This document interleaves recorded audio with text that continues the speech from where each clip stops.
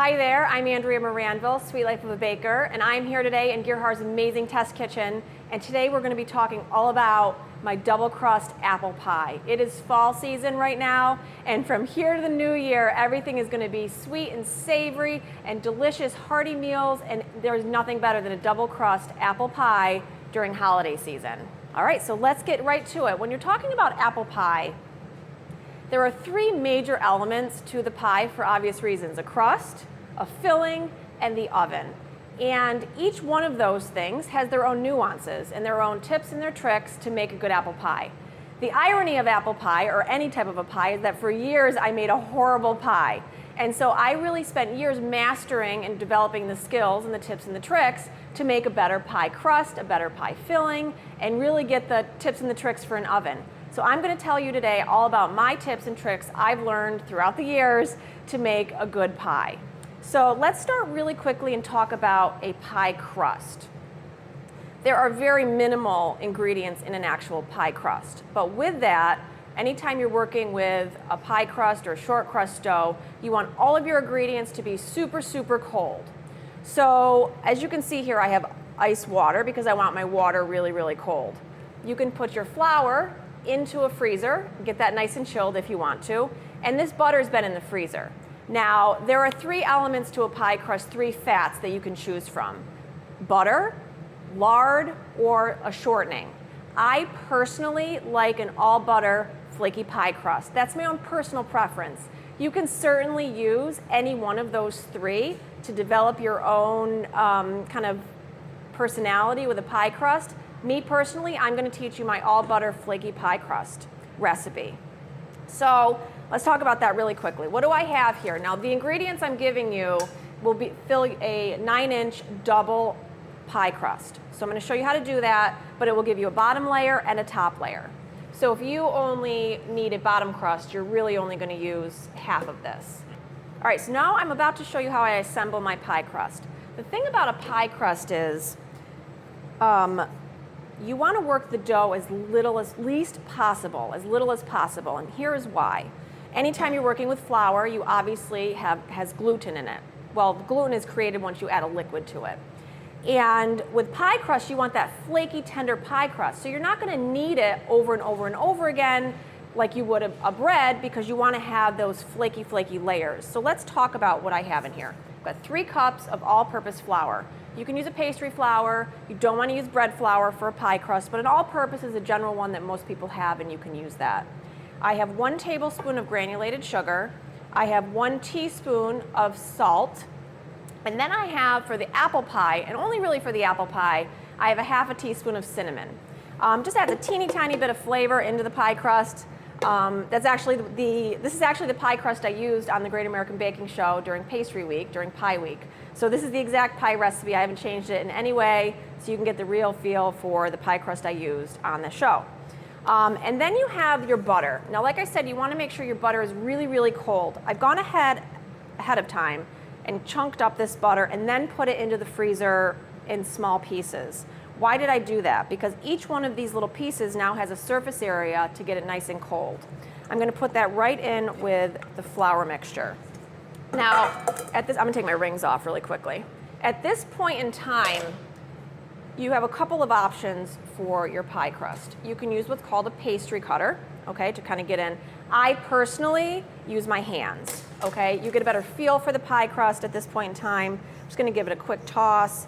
And what we're doing is I'm going to take my finger and my thumb, and I'm going to work that butter into small pieces and coat each one of those little pieces with the flour.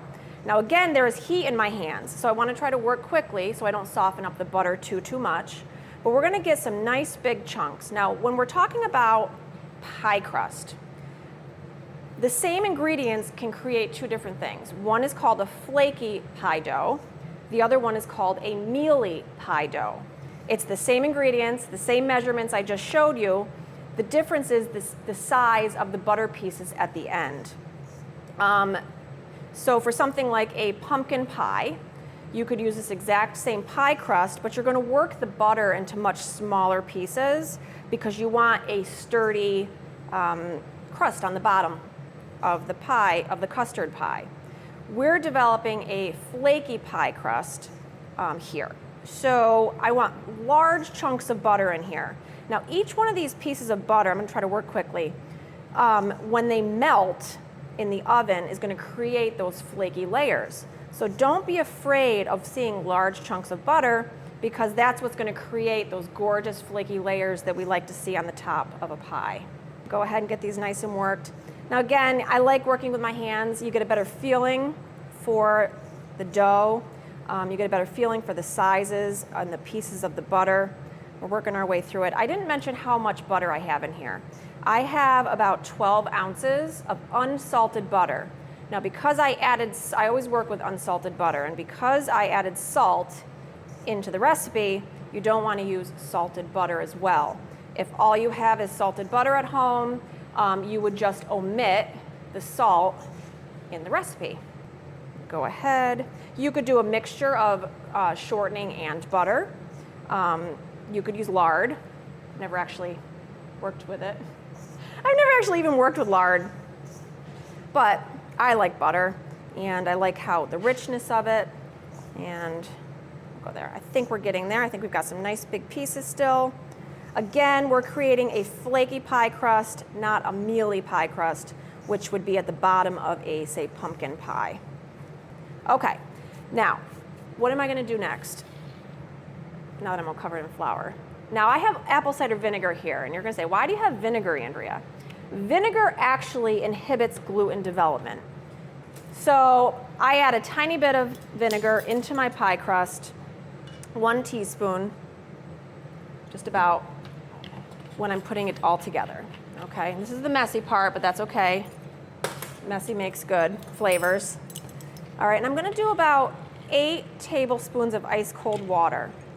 I'm gonna do 7 to start, see how my dough looks, and then you can go from there. 3, 4, 5. You definitely don't want to over put water in, your liquid in. And now if you can see, I'm kind of turning the bowl, and I'm just trying to hydrate that flour and try to incorporate it a little bit, okay? Work it as least as possible. Now everything is still super cold. That's exactly what I want. Okay, needs a little bit more. Do 2 more. Once I get this kind of put together, I'm going to turn it on the table.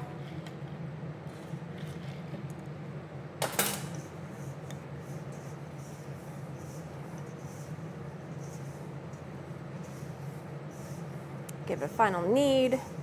Now what I'm doing is I'm hydrating that flour in the pie crust.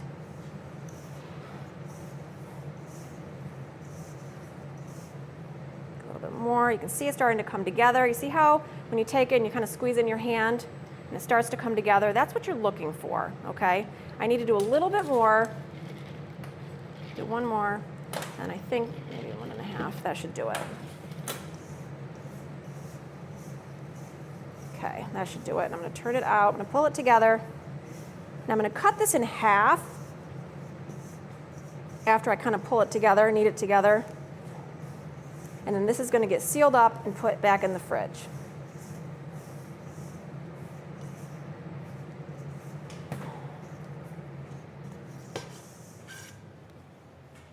Put this off to the side.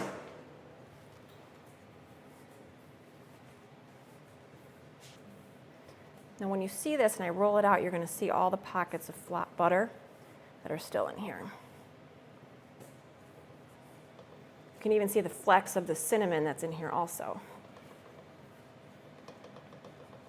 Okay, I think that's good enough. Because what I'm going to do, I'll show you the trick. We're going to cut this right in half. Okay? Top layer of the pie, bottom layer of the pie. Now, let me pull up the saran wrap.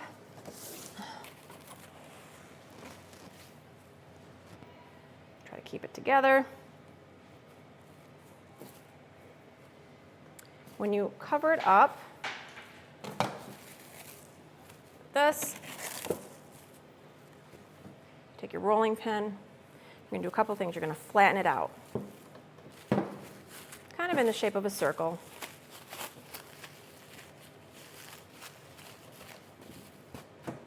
When you do that, it makes it much easier for rolling out the pie crust when it's actually time to make the pie.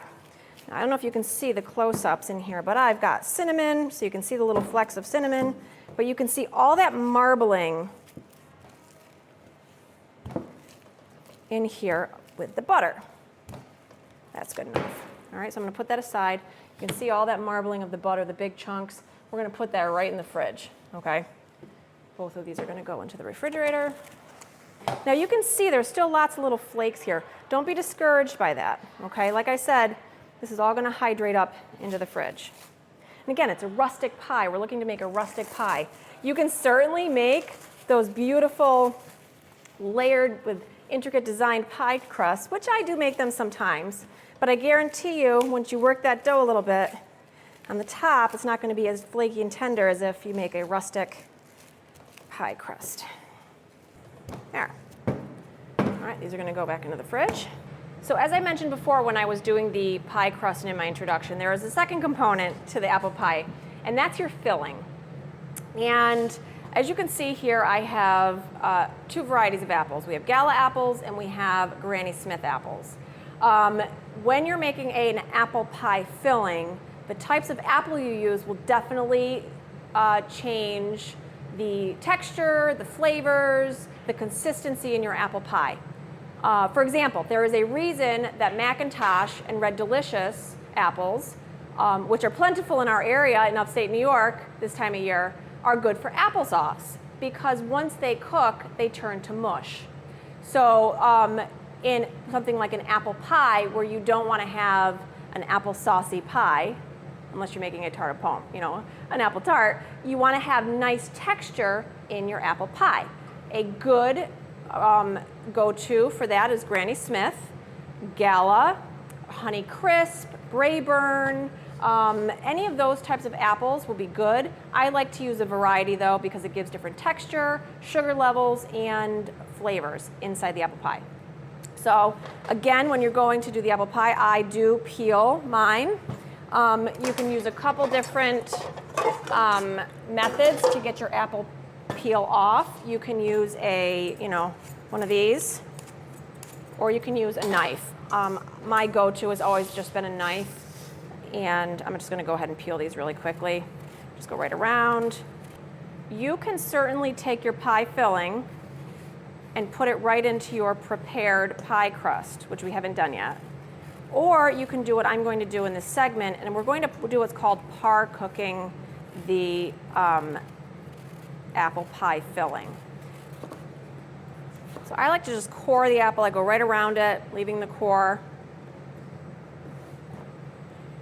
If you wanted to be super, super homey at the house, you could take all these cores and turn them into homemade apple cider vinegar if you wanted to, by putting them into a big jug with water and just kind of letting it sit. But I'm sure there's a compost pile somewhere that will be happy with these. Okay. All right, so we'll get rid of those. Now again, you can shape up the apples any way you like. I like to just use a nice, thick slice. If you go any smaller than that, you run the risk of it kind of breaking apart in the pie, and then if somebody's eating an apple pie, they want to have big chunks of apples, right? They don't want to have like a minced apple pie. So, you try to make the slices as big as you possibly can. Now you notice I'm putting it right into a sauce pot because as I mentioned, I'm going to be par cooking this on the stovetop. It's not very long. I'm not looking to cook the apples. I am simply looking to release the sugars and the juices from the apples. Now the juice that's left over on the stove, I'm going to show you in a few minutes.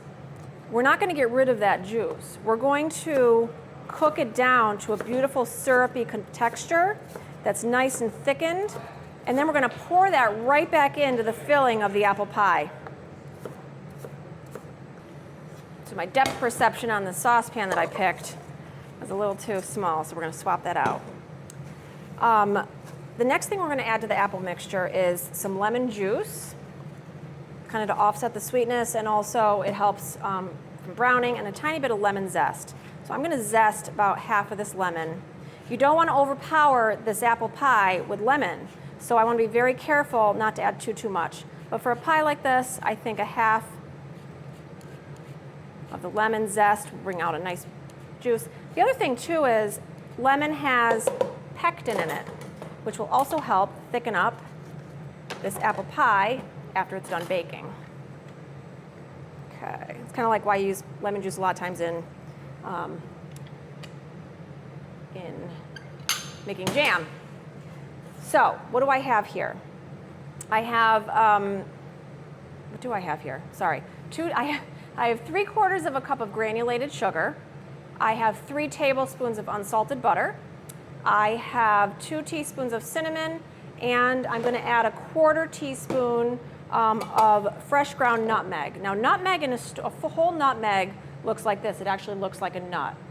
It's a lot fresher than, say, a jarred ground nutmeg, and it's got more flavor too. I love using ground nutmeg.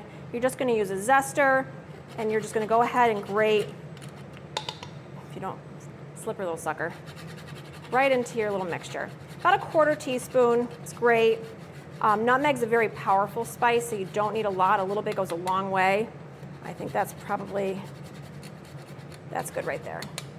Now you will notice I have all white sugar in here.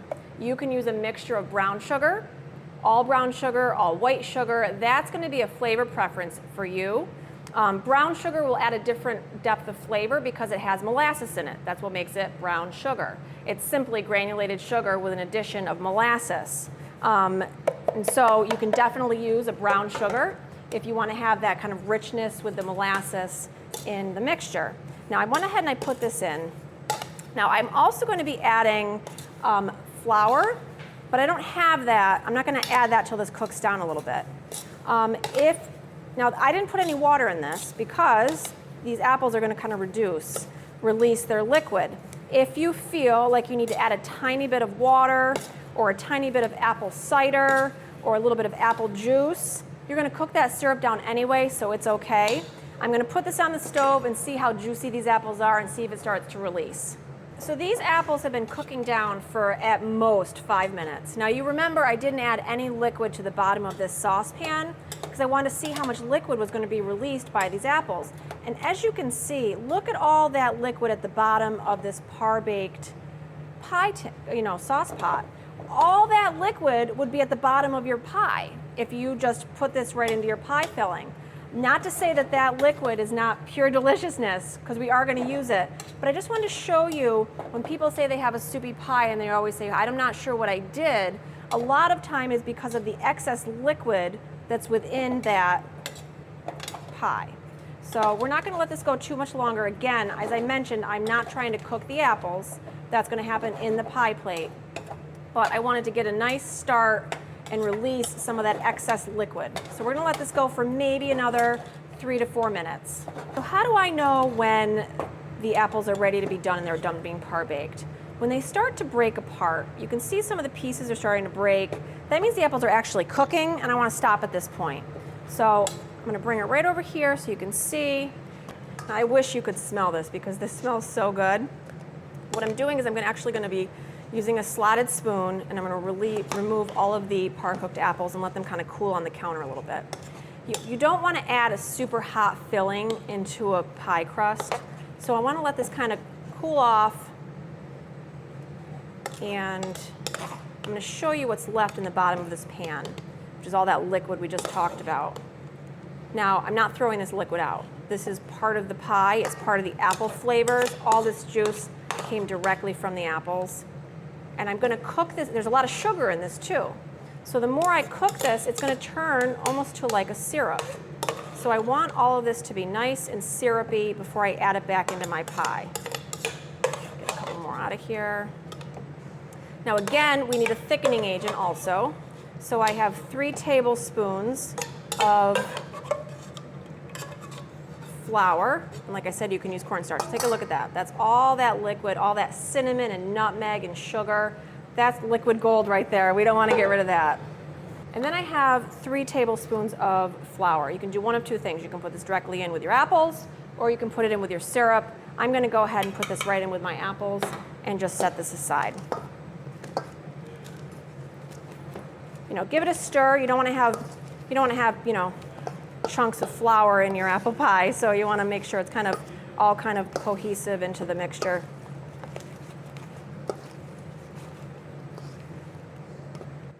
There, and we're just going to set that aside, and that's going to cool. You want to keep an eye on that syrup on medium to low heat, and then let that cook down, and I'm going to show you how it reduces. I've had my dough chilling in the fridge. You can see it's still pretty pliable. If you put these, you can make these all ahead, stack them in your freezer, put them in a Ziploc bag, and then you can pull it out every time you need a pie.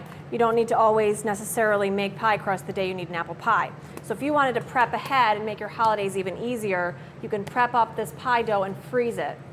Defrost it overnight in the refrigerator, and then you want it a little bit pliable when you're ready to work with it, okay? So I'm going to take a little bit of flour, and I'm going to show you how you roll it out. You don't want too much, but you definitely don't want it sticking to the counter. I'm going to show you some tricks for that as well.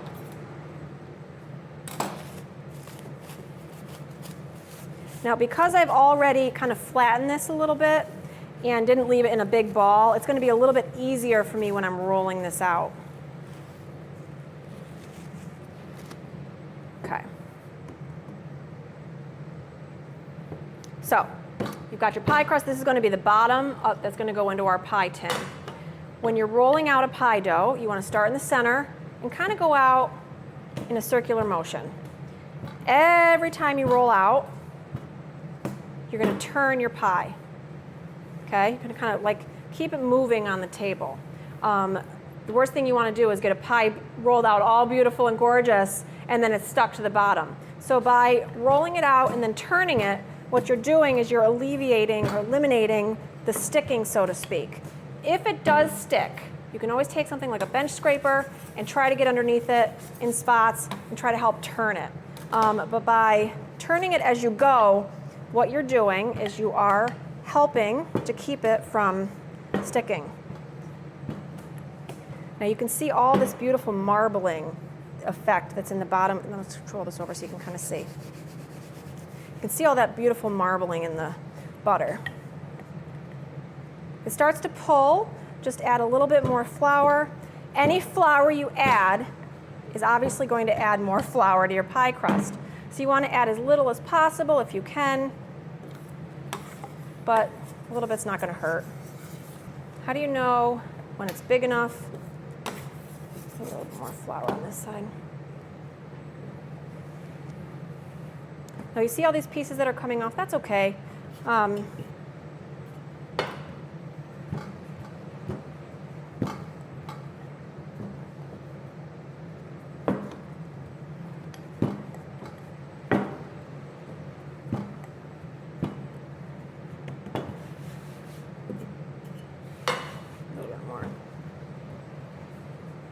A couple of ways to pull this off of the table.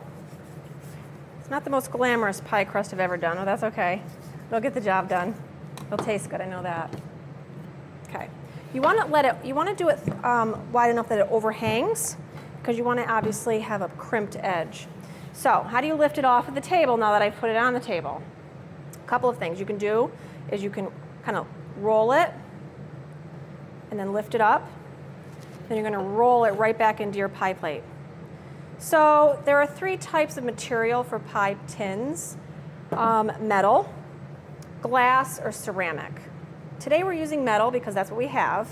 So what's the difference in the pie material, pie plate material, so to speak? Metal heats up quick and cools down quick, but it is a little bit more of an inconsistent heat for a metal tin. Glass and ceramic are a more steady heat, but it retains that heat longer. So it's going to become a preference at that point. The thing about a glass pie plate that's great is that if you're a beginner pie maker, you can see whether or not that bottom crust is getting nice and golden brown. So we'll talk about the oven temperature and the baking of the pie in a minute, but I just want to talk a little bit about that. So if you're a beginner pie maker and you're one of those people that you're like, I don't know if the bottom of my pie crust is done, nobody wants to have an underbaked pie, using a clear glass one will help you know, because you'll be able to see, so to speak, whether or not the bottom is done. Now, I don't know if you just saw that, but I just took a pinch off of an overhang and filled in a spot that didn't have that much. That's okay. There's no real rules when you're making a pie like this, okay? So I've got this in. This is now going to be ready for my filling in a minute, but I'm going to set it aside because I need to make the top. I'm going to take that apple pie mixture and put it right into my pie plate. You don't need to pre-bake the crust for an apple pie, like you would say a pumpkin pie or a quiche. You're going to go ahead and you're going to fill this right in. Get all that goodness. Now you can see it kind of mounded up a little bit too, right? That's what you want, because that's going to cook down.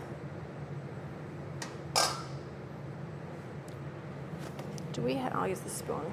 Take all that liquid goodness, I'm going to pour it right over it.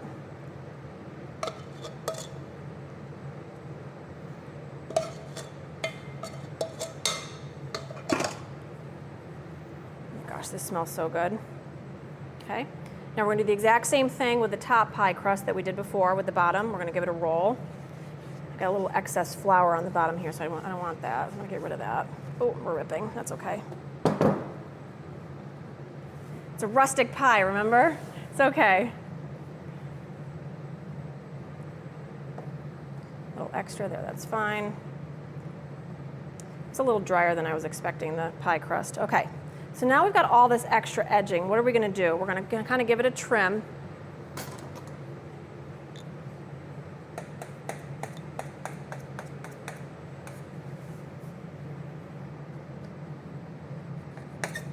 Then we're going to pinch the edges. So when we're making a double crusted pie, you always see the vents in the top, the slits in the top of a pie. It's not just for decoration. That's what's going to allow the steam to actually escape from the pie. So they used to have what were called pie birds. You see like the little pie and the bird that sits in the center of the pie. It actually served a purpose, and that allowed the steam to escape from the pie. But the slits in the pie serve a purpose. It's to allow all the steam to escape as it's baking off. Okay, so now we need to crimp the edges and get them all nice and put together. How do I do that? So you want to definitely pinch, okay? And then you can get decorative afterwards. You don't want the juices necessarily coming out of the side of the pie. Then we can get decorative and fold over and get all pinchy, and you can do little cutouts of little, leaves and kind of, egg wash them onto the sides. There's all different things you can do. So you see I'm folding it over. That's okay, you don't have to. Everyone can kind of learn their own kind of how they like it to look. That's a personal preference at that point. Some people, you could use a fork and push down. Whatever the effect is, whether you want it to be strikingly beautiful or just get the job done, you want to make sure there's a nice seal on the edge. And then we're going to put some slits in the pie. When you're baking a pie, a lot of mistakes, and a mistake I made for years, was thinking the pie was done and taking it out of the oven way too soon. Brown equals flavor when you're making a pie. So if your crust is still pale, pale, pale in the oven, you don't want to pull it out of the oven. You want nice golden brown, nutty color and texture on top. If it's very pale looking, you definitely don't. It needs to stay in the oven a little bit longer. Okay, this is a lopsided looking pie. That's okay. Okay, so I've got the pie. Now what am I going to do? I'm going to take the slits like we talked about, and I'm going to make some slits. At this point in time, you can freeze the apple pie. So if you're making a pie for the holidays and you don't know you're not going to have time on, say, Thanksgiving to actually make it, you take this and you put it into the freezer, allow it to fully freeze, wrap it with saran wrap, and then you're going to bake it the exact same way from frozen. So at this point in time, you could literally take this pie, freeze it, and then make it when you're ready to. So how do we help achieve and get that really great golden top crust, right? Well, you can take a tablespoon of heavy cream and 1 egg yolk, give it a really good whisk in a bowl, and we're going to go ahead, give that a good whisk, get some sort of a pastry brush, and we're going to brush the top of the pie. And that's going to also help get that really, really great look that you want on top, okay? So I'm just going to go ahead and kind of give it a good brush. Now I already did the slits in the pie. Ooh, that's a real fresh egg. Look how yellow that is. Just want to try to get the whole pie covered.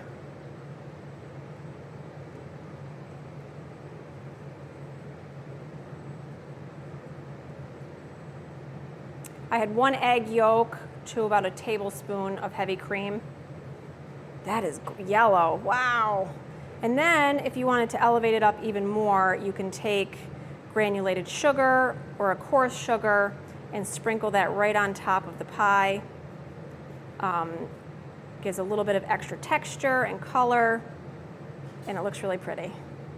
So we're gonna go ahead and do this. Now in the oven, when you're baking a pie into an oven, oftentimes with cookies or cakes, you want to bake on the middle rack of the oven. With a pie, you want to bake on the lower third of the oven. Why is that? Because you want to get as much direct heat on the bottom of that pie plate that you possibly can. So by putting the pie in the lower part, because you want to get a nice brown color on the bottom of the pie, by putting it in the lower third of your oven, what you're doing is you're allowing that air gap between the base of the oven and the bottom to get more direct heat. You also, if you can eliminate, if you don't want to put a pie directly onto a baking sheet. Oftentimes we put things on baking sheets because we don't want to have spillover, we don't want to drip everywhere and have it be a huge mess in the oven. But by putting your pie directly onto a baking sheet, what you're doing is you're diffusing that direct heat. So we want to try to avoid that. You can put the baking sheet at the bottom of the oven so it can catch any drippings, but you really want to avoid putting it directly onto, underneath, I should say, the pie. Okay, give that a whirl. I'm going to go ahead and sprinkle just a tiny bit of sugar directly on top. Thicker sugar looks great on this if you have like a coarse sugar. And we're going to put this into a high heat. So now this has been kind of out for a little bit. You can re-chill your pie pre-egg wash if you want to get that butter nice and cold again. But by putting it into an oven at a high heat, say 425, it's going to allow the butter pieces in that pie crust to evaporate or dissolve quicker. If you do a lower heat, it's going to melt, but it's not necessarily going to create those flaky pocket layers that we look for. So when you're making a pie, you want to go high heat. By the way, you can find this entire recipe on my website, AndreaMaranville.com. So if you missed any part of this, or I've spoke too fast, which sometimes I do, you can go to my website, AndreaMaranville.com. All these tips are on that website along with the full recipe. We're going to put this at a high heat, allow that butter and that pastry to really cook, flash cook, and then we're going to lower the heat to 350 or 375 at that point in time. I am back, and my pie smells absolutely delicious. It has been baking for about 45 minutes. I did 400 degrees for 15 minutes, and then I turned it down to 350 for the rest of the time frame. Now, if in fact your pie starts to brown too quickly, I'm going to show you what I did to help alleviate that and allow that pie to continue to cook on the inside so that everything gets nice and bubbly and cooked, but that doesn't burn the pie crust. So I'm going to open this up and we're going to see how it looks. So, oh, this looks gorgeous. This smells so good. So, this is called a pie tent, like a pie tent, so to speak. And I'm going to pull this sucker out. Oh, this smells so good. There, beautiful golden rustic apple pie. Now you can see that I did catch some juice at the bottom of that pie tin underneath. And so it did do its job, but you can see, look how golden and still steaming, it's just gorgeous. But if you find that your pie starts to brown too quickly, you just go ahead and cover it with a tinfoil tent, we call it, and it will allow everything to continue to cook until it's done. It's probably gonna bubble over, but that's okay. It's nice, you can see how it's lifted up, it's nice and flaky, and you know this is gonna be a gorgeous crust. Now, as tempted as I am to cut into this pie right now, I'm not going to. you don't want to cut into this pie for a good couple of hours. Let it sit out at room temperature. All those juices inside of this pie need to kind of solidify, so to speak, or gel up. Promise you, if I were to cut into this right now, I'm going to have a soupy pie, and that's the last thing I want to do. So I'm going to let this sit out at room temperature for a good couple of hours before I cut into this. So you want to make sure that when you're making pie, you plan ahead enough to know that you're going to need your pie to sit out for a couple of hours. But it smells good, and I hope you've enjoyed this recipe. I'm Andrea Maranville, Sweet Life of a Baker. I want to thank Gerhard's Equipment for having me in their test kitchen today so I can make this pie for you and share this recipe with you. If you want more information on this recipe, you can go to my website, andreamaranville.com, and I hope you enjoy it. Thanks so much.